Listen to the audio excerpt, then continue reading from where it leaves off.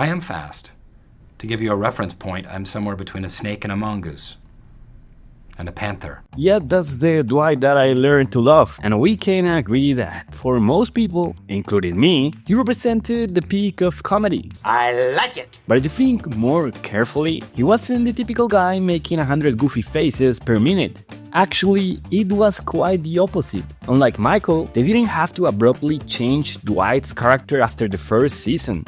The work of the writers and Rainn Wilson was so simple yet effective that, even after all these years, it's still surprising, especially if we consider the effort they put into developing Michael. It feels like they, perhaps unintentionally, created a character equally as good in Dwight. But what was the secret to make him such a unique character? Before I continue, you have to know that there's gonna be a lot of spoilers, so you're warned.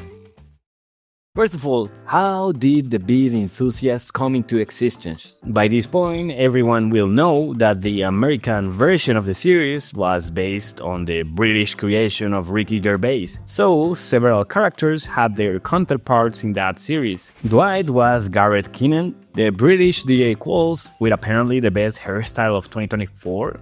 Keenan was played by Mackenzie Crook, a serious, straightforward character, a lover of authority, and obsessed with military culture. Greg Daniels, who was in charge of the American version of The Office, faced the task of adapting the series without it ending up like the Australian The Office.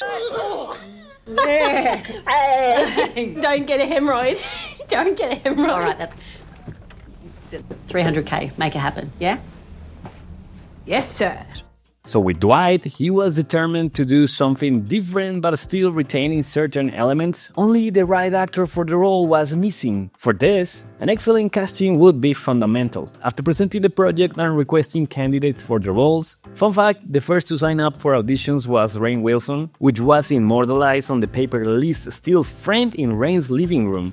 By 2003, LeBron James was drafted by the Cleveland Cavaliers. Now we know how that ended up. So what really mattered that year was that Rainn was already somewhat known for his role in 6 Feet Under. If you take a look, you'll see that Rainn already infused hints of Dwight's personality into his portrayal of Arthur. Here he plays someone serious, a bit odd yet naive at the same time, and what most resembles Dwight to me is his body language, with subtle movements and a not-so-expressive face, something that Arthur is Dwight Schrute without the unfounded workplace confidence and misguided aggressiveness. So, as I see it, Rainn Wilson is directly responsible for the origin of Dwight's character, with Gareth Keenan obviously playing a role, and finally Greg Daniels, who knew how to exploit Wilson's performance through his direction and scripts. This might sound obvious, but there are cases where the weight of the character falls on the direction, or it's simply a copy of another program. In Dwight's case, I believe everything is more balanced, and all the pieces were essential, especially his, again, apparently aesthetic modern haircut.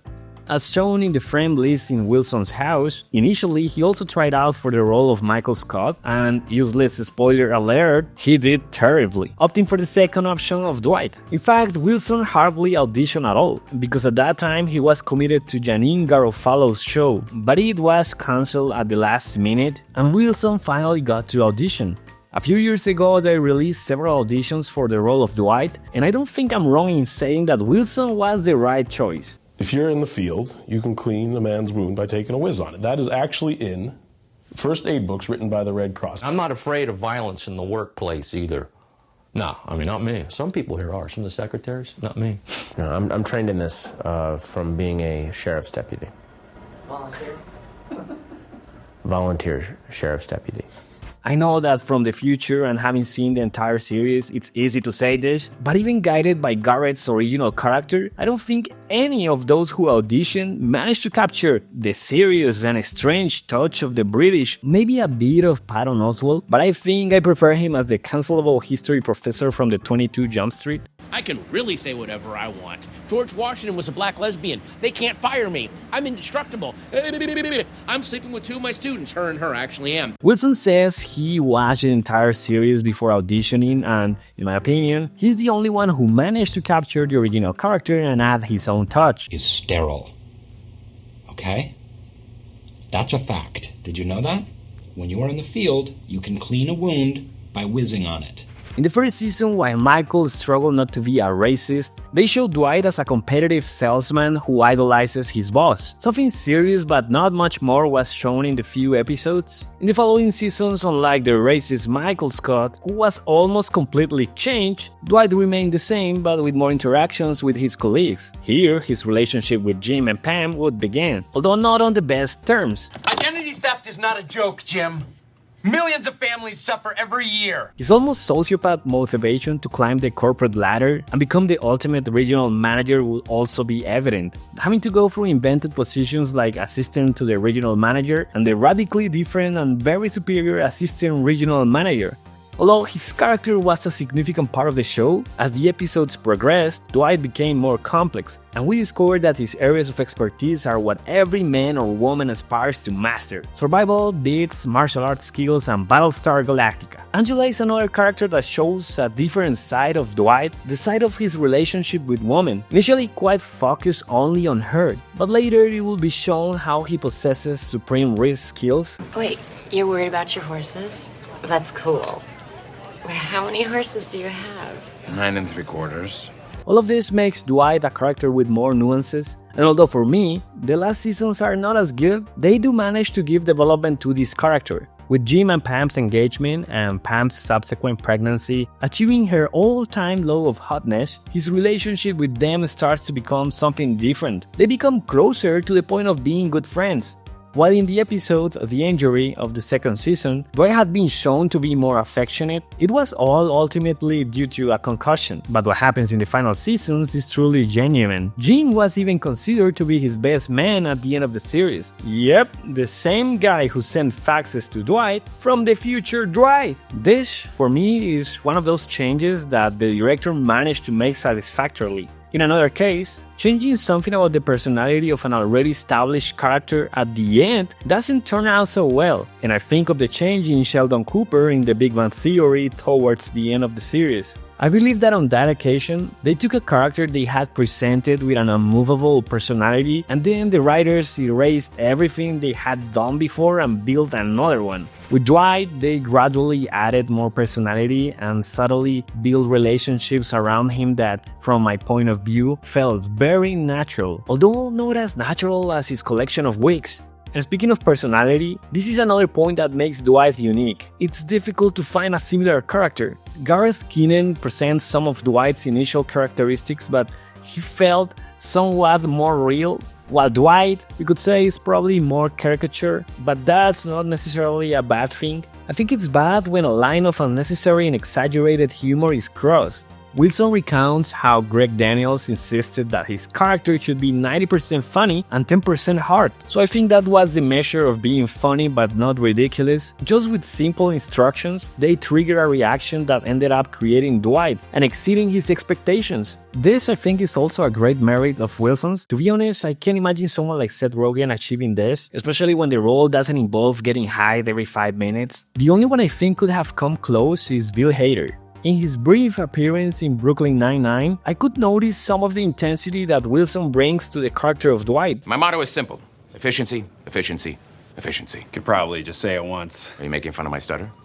Besides the intensity, other characteristics of his personality I haven't seen in other characters, which makes it very difficult to imitate him correctly, although Jim was pretty close. If Dwight were to describe himself, he would be hardworking, alpha male, jackhammer, merciless. But if we really want to explain the psychological traits that make Dwight, well, Dwight, a guy who spends his time discussing movies and last days only to articulate a single paragraph, isn't the person you're looking for. Fortunately, YouTube has people like Todd Grande, who takes the time to perform the novel and indispensable task of analyzing characters that don't even exist. And according to him, Dwight could have a low level of openness to experience in the 5-factor model of personality. He, Dwight, does not place a lot of value in feelings. He considers himself pragmatic, and he tends to accept and honor authority and tradition. Dwight is actually one of the better examples of low openness to experience on television. Additionally, in the Dark Tetrad, he seems to present Machiavellianism. We see that Dwight is cynical, strategic, calculating, he tends to have good impulse control, and he's low in both openness to experience and extroversion. Finally, pathologically, Dwight could have paranoid personality disorder because he may believe that others are deceiving him. Sometimes he tends to have preoccupation with unjustified doubts about the loyalty of his friends or colleagues, and he's reluctant to confide in others, fearful that information may be used against him. Although he could also fit into an obsessive-compulsive personality disorder since he possesses perfectionism, rigidity, negative affectivity, as well as a need to control people. Okay, stop of intellectual gibberish that I barely understand, and back to the initial question.